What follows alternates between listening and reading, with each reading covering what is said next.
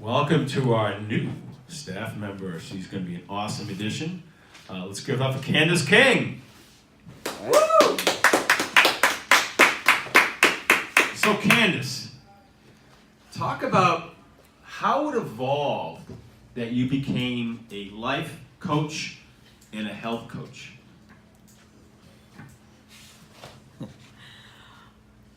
I could say it started at an early age, watching Oprah, watching all the talk shows, listening to all these people that had problems, and just sitting absorbing all of it. There was no cable at that time, and antenna TV, so there were only a certain amount of channels, and I used to sit, and my mom would watch all the self-help programs in the morning, and I would just sit in front of the TV glued to it, and I can't believe that's when it started. That's when it started, and I had a concept for thinking. I was just so interested in the way the mind worked, and why people do and say and act the way they do, and as I got older,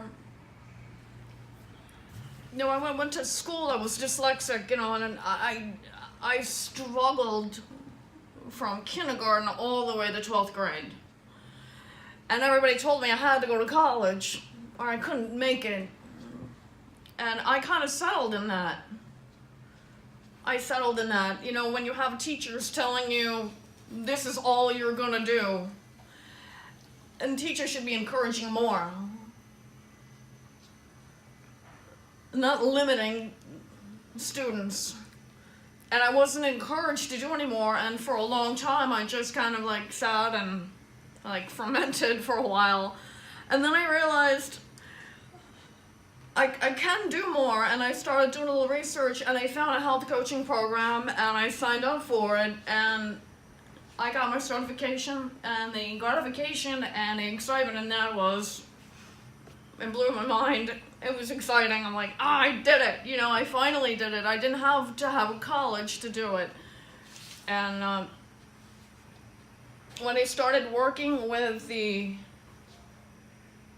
clients, I realized the feedback I was getting back from them,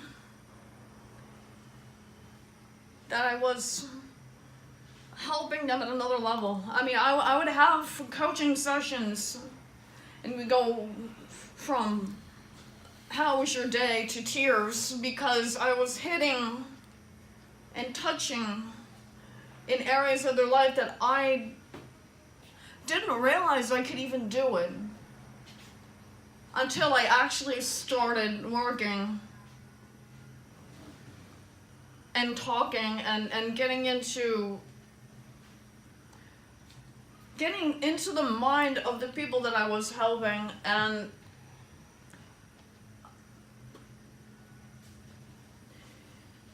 it's a different feeling when you know that you've helped somebody out of a struggle they've had all their years, and they've talked to therapists and gone to professional people that have gone to school and study.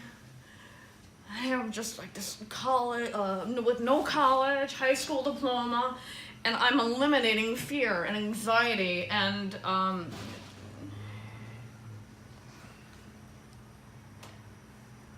getting them to see what they're capable of and what they really can do. And the clients, the ones that I've helped, totally educated, more education than I do. But the mind, the thought, to get in a spin, and they can't get out of the spin of I can't do it. And it's more than telling somebody just do it, because there's more there are blocks. And to break through those blocks and to get them to actually achieve and believe they can do something, it sounds easy, but it's not. Because if you're the one that's got the thoughts, it's an interesting thing to break it. That's awesome. Now, how did you get into the health? Because that's also vital, that you work on people's better eating and health habits. How did that evolve? I was always interested in health and nutrition, and that was part of the course. There was a nutrition part of the course on eating and what to eat, what not to eat, how to eat, mindfully eat, the times of the day to eat. There's more to it than just diet. There's people that go on a diet, they call it a diet, and they can't lose weight and they don't know why. Oh, I'm doing everything right, I'm doing everything right. They have a behavior that's preventing it. And they don't know they have the behavior. Even stress. Like, before you sit down and eat a meal, what are you thinking? Who are you being? What is going on in the moment? Where are you? And take 20 minutes to eat that meal. Don't shove it in or run out the door, grab it and fly out and eat it in your car on the way to work. Mindfully eat. Enjoy that meal. That food is there to nourish your body. It's not there just for a drive-by. You know, just people just shove things in their mouth and they run, they don't relax. And when you don't relax, your body doesn't absorb the nutrients from the food. When your body's in a stressed state, you do not absorb nutrients. And you can't lose weight. It's impossible to lose weight. And people don't know that.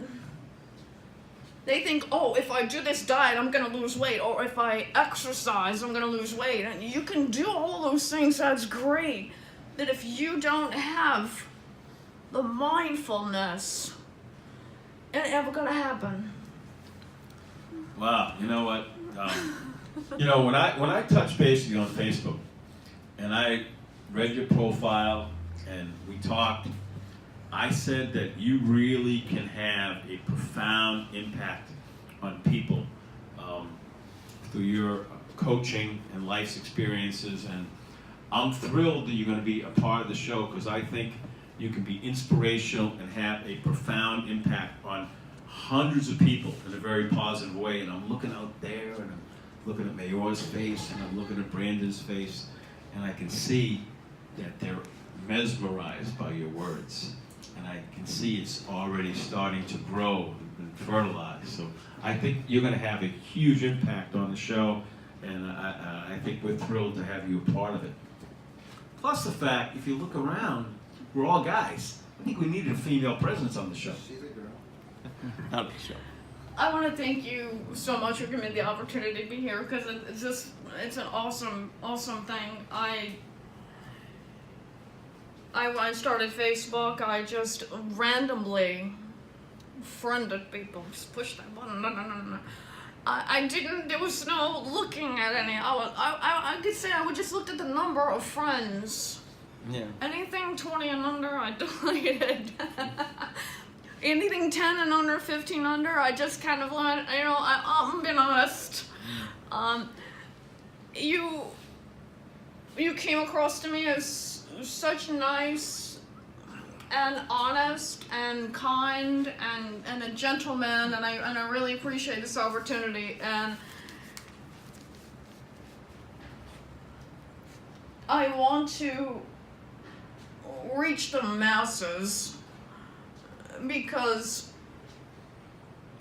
there are so many people. We spoke earlier about the bullies. They have nobody to go to. If they're having an issue, they internalize that, and then it's like a soda bottle.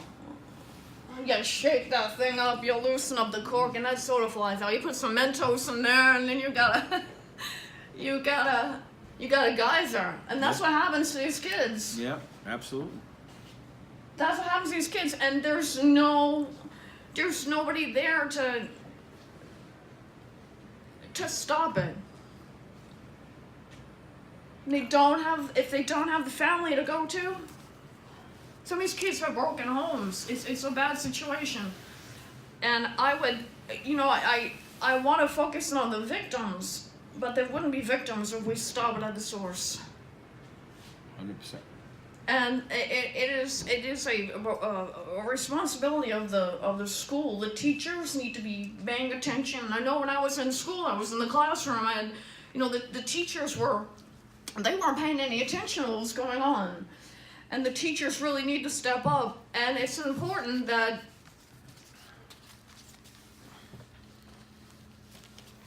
time gets taken, because if the time is not taken, you're gonna have children that get bullied. They get bullied because they got a red shirt on. It's not gonna matter.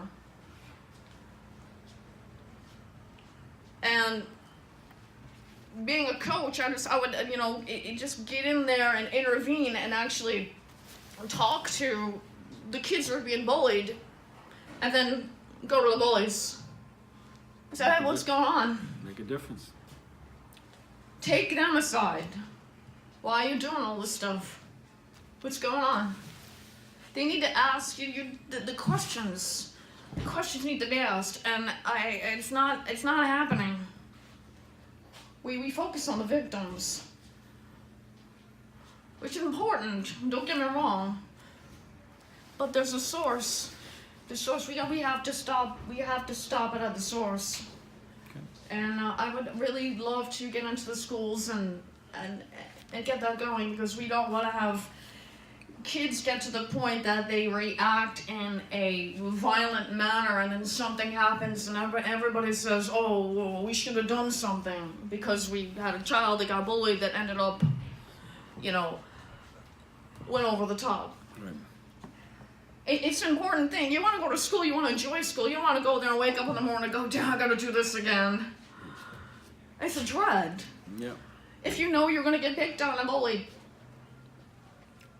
it's got to be enjoyable. And I know for the longest period of time I did not enjoy going to school. But you enjoy being a life coach. I was so darn happy, yes. I was so darn happy to leave, but I want to go back to school. But to go in there and help those kids. Because they need it. And it's got to stop. And we got to go to the bullies. All right. Good Okay. bully therapy. All right. All right, but we want to thank you for sharing, and we hope to expand on this more next week. And this is a great show. Let's give it up for Candace King.